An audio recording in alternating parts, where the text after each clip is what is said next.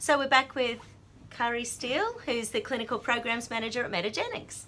And we've been chatting about turmeric today, and we were thinking about, because inflammation is a misunderstood concept for people. If they're not in pain all the time, they don't understand that moods are linked to inflammation of the brain. So how do we explain inflammation in a way that it makes sense to people when they're going through moods without any pain? I think that's a really good question, because people do think of inflammation as that heat, redness, swelling and pain. Yeah. And at an early point, they can't even feel that if they've got a sore leg, like actual osteoarthritis if it's at that initial point. But with brain inflammation, they don't feel it a lot at all. They might get that brain fog, so they can get symptoms that I talk to them about. So I might be saying, like, how are you feeling, and trying to imagine that brain fog as an inflammatory symptom, but also explaining how inflammation impacts a lot of different areas. So it can actually, they might understand inflammation. They might know that, they're not getting enough exercise, so they're going to be a little bit more inflamed. But how that links into mood is a hard grasp. Connection, yeah. Yeah, so I think trying to explain what it actually does, setting it out in the brain, going, when we have high inflammation, that's actually impacting our tryptophan, which is our precursor to serotonin. And they all understand serotonin's link. Yes. Well, a lot of people understand serotonin's link to mood. Yeah. And so trying to look at, ways that we can encourage them to think of, what they're doing in everyday life and how that's going to play a role in there. Yeah, I've found in the past some people are aware when they have certain foods they can end up with anxiety or depression, but they often have never. It can take a couple of days. It's not always immediate, so it's not like they go have a chocolate at 2:00 in the afternoon and they feel depressed that night. Yeah. I had a client who she would have pasta on a Sunday, and it was by about Tuesday that she was feeling anxiety. Yeah. So because it took several months of her coming in with panic attacks on a Tuesday, for me to go, this is really weird. You've had panic attacks several months in a row.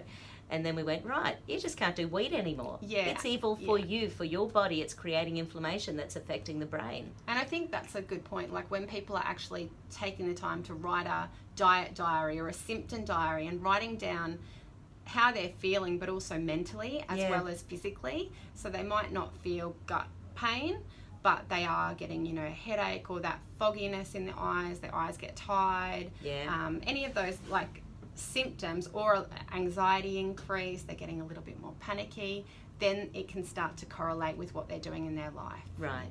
Yeah. So when we're talking inflammation of the brain, we really are talking any of depression, anxiety, any of the Asperger's sort of problems, and as well as dementia and Alzheimer's and Parkinson's. We really are talking inflammation of the brain. Yeah, and it acts in different ways. Like inflammation can impact, obviously, directly in terms of, impacting serotonin and neurotransmitter levels, but it can also act via causing oxidative stress.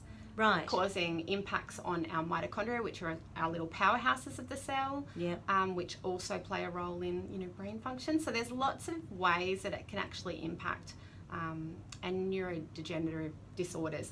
There has been lots and lots of findings on the oxidative and inflammatory onset with Alzheimer's and Parkinson's. So has saffron got studies for the Alzheimer's and Parkinson's as well, or mainly in depression at this stage? Yeah, mainly in depression and anxiety. So there'll be more research out towards the end of this year, even in teens. Adrian Lopresti's been doing some more work with saffron and getting really great results with that in teenagers with anxiety.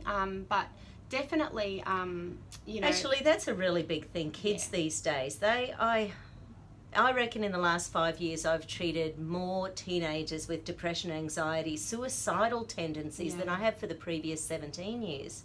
Like, it seems to be astronomical, the growth of mental health disorders in teens. And I think that comes back to gut as well. Yeah. I really do think the gut and the microbiome and people's diets and sleeping enough, when they're on computers all the time, they're running around doing extracurricular activities, they're not eating a good diet. No, it's often shocking. And it's also like what you can do. And I think meeting a patient where they're at they don't need to completely change their diet, but Yeah. doing little bits of everything. So, increasing your sleep by an hour, drinking water, making some changes in the diet, they're all going to add up, and as well as supplements like BCM95 or magnesium, fish oils, B vitamins, depending on what they need. Yeah, it seems pretty basic, doesn't it? It But it does, can make a yeah. massive difference.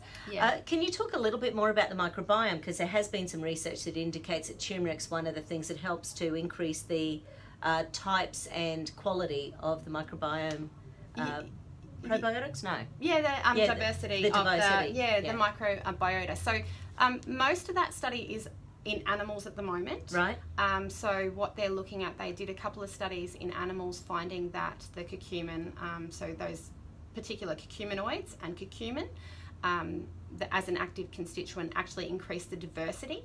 So they saw that, their numbers of particular good bacteria are more beneficial as well. And so that's why there's this area linked to, maybe it's not so important about the bioavailability, it's more important to look at the human clinical trials. Right. Because you want to see what is actually effective rather than a mechanism. Yes. So, when we look at turmeric, it has so much potential. Potential, but it's also so well researched. It's one of the most well researched herbs, and I think BCM95 is very well researched. It's one of the most, but just across the board, turmeric is more and more being researched. Yeah. Yeah.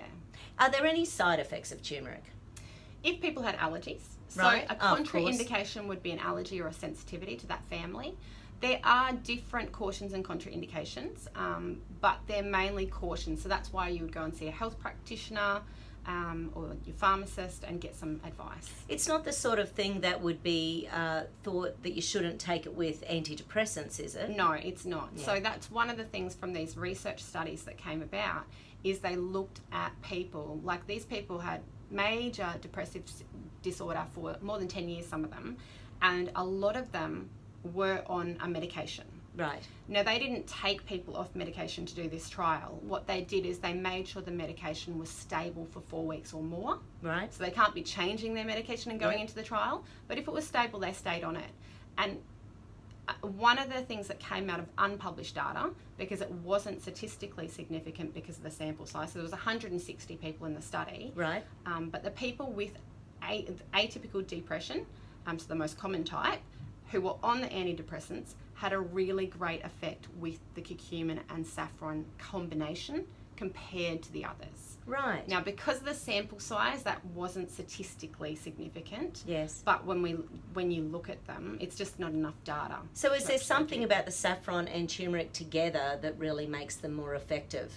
I think because those are the people that are very inflamed. Right. So with the atypical depression, these are the people that often are not getting responses with medication, gaining weight, low mood, lots of sleep. So it's very common. But you think of those things, their lack of sleep, their weight is inflammatory. All of those aspects add up to go increasing inflammation. People do HSCRPs, but that's a inflammation blood test people can do. But most of the time you wouldn't even need to do it. You can see these people are inflamed, and they don't have the energy to go out and exercise. They're not feeling good.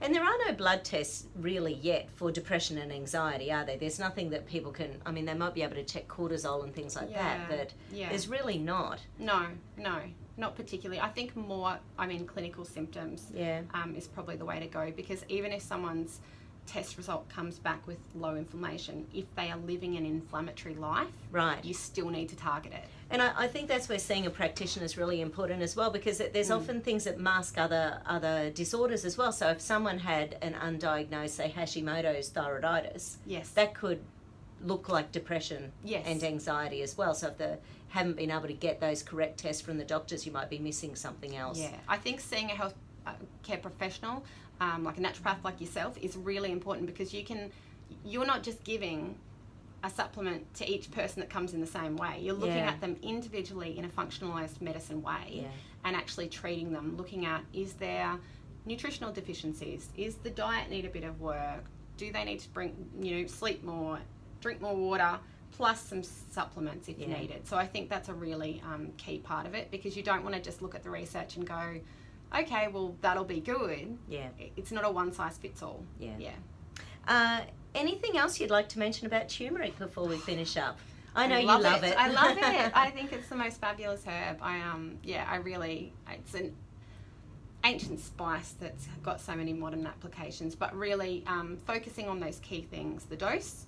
So really looking at that 10 to 25 grams, the type of extract you're using, so making sure it has, really research on it, and it is a highly bioavailable source. Yes. And lots of clinical research. So look it up. More and more coming your way. Absolutely. Fantastic. Thank you so much. No problem. Hope you all enjoyed that today. Talk again after the break.